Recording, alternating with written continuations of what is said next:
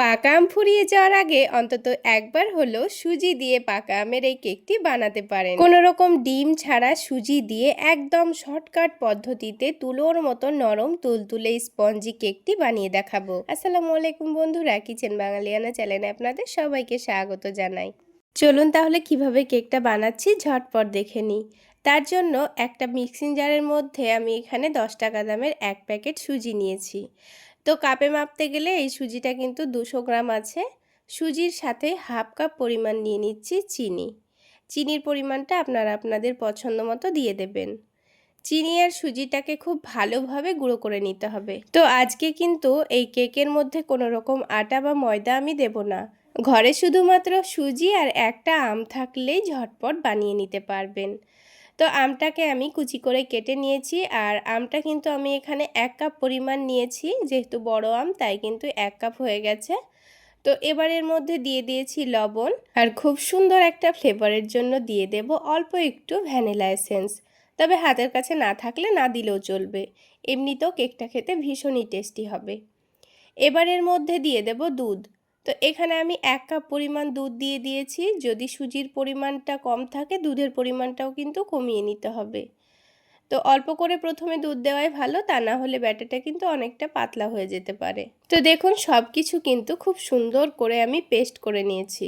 যদি মনে হয় আমের ছোট ছোট টুকরো রয়ে গেছে তাহলে এই ব্যাটারটাকে ছেঁকে নিতে পারেন। তো এখন ব্যাটারটাকে সাইডে রেখে দিয়ে যেই মোল্ডে আমি কেকটা তৈরি করে নেব তার মধ্যে অল্প একটু তেল দিয়ে দিচ্ছি।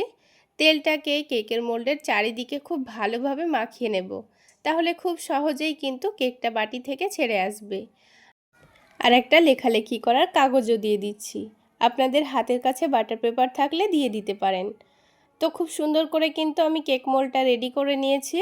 এবার এর মধ্যে দিয়ে দেব 1 চামচ বেকিং পাউডার আর হাফ চামচ বেকিং সোডা। তারপর দিয়ে দেব অল্প একটু লেবুর রস। তাহলে খুব সুন্দর কেকটা ফ্লাফি তৈরি হবে। এবার মিক্সিং জারের মধ্যে একটা চামচ দিয়ে ব্যাটারটাকে খুব ভালো করে নাড়াচাড়া করে নেব, যেন খুব সুন্দরভাবে বেকিং পাউডার বেকিং সোডাটা মিশে যায়। ব্যাটারটাকে আলাদাভাবে বাটিতে ঢেলে আমি কিন্তু কোনো রকম ঝামেলা করিনি। তো মিক্সিং জারের মধ্যে খুব সুন্দর করে মিশিয়ে নিয়ে ব্যাটারটাকে সাথে সাথেই কিন্তু কেক মোল্ডে ঢেলে দিতে হবে। তো পুরো ব্যাটারটাই আমি বাটির মধ্যে ঢেলে নিয়েছি। এবার বাটির দুই দিকটা ধরে এভাবে করে একটু ঠোকা দিয়ে দিতে হবে। তারপর একটা চামচ দিয়ে ভালোভাবে নাড়াচাড়া করে নিচ্ছি। এবার কেকটাকে বেক করে নেব। তার জন্য আগে থেকে আমি কড়াইটাকে গরম করার জন্য বসিয়ে রেখেছিলাম। তারপর একটা স্ট্যান্ড দিয়ে দিচ্ছি। তারপর স্ট্যান্ডের উপর কেক মোল্ডটা রেখে দিয়ে ঢাকনা দিয়ে ঢেকে দিতে হবে। ভালোভাবে ঢেকে দিতে হবে যেন একটুও ভেতর থেকে হাওয়া না বেরোয়। আর তারপর প্রথম 5 মিনিট গ্যাসের ফ্লেমটা হাই ফ্লেমে রাখবো। তো ঘড়ি দেখে যখন 5 মিনিট হয়ে গেছে তখন গ্যাসের ফ্লেমটা আমি মিডিয়ামে করে দিচ্ছি, লো ফ্লেমের থেকে একটু আঁচটা বাড়িয়ে। তারপর ঘড়ি দেখে 30 মিনিট বেক করে নিয়েছি। টোটাল কেকটা আমি 35 মিনিট মতো বেক করেছি। আর তার মধ্যেই দেখুন খুব সুন্দর কিন্তু তৈরি হয়ে গেছে। তো একটা কাঠি দিয়ে আমি চেক করে নিচ্ছি, দেখুন ভেতরটা কত সুন্দর কুক হয়ে গেছে। এবার কেকটা নামিয়ে ঠান্ডা হওয়া পর্যন্ত রেখেছিলাম। কেকটা যখন পুরোপুরি ঠান্ডা হয়ে গেছে তখন একটা ছুরির সাহায্যে চারিদিকটা একটু করে ছাড়িয়ে দিচ্ছি, তাহলে কেকটা খুব সহজেই কিন্তু উঠে আসবে। তো এবার কেকটাকে আমি প্লেটের মধ্যে ডিমোল্ড করে নিচ্ছি। আর দেখুন কত সহজেই কেকটা ছেড়ে দিয়েছে, আর নিচের দিকটাও খুব সুন্দর কিন্তু বেক হয়েছে। কালারটাও দেখুন দারুণ এসছে।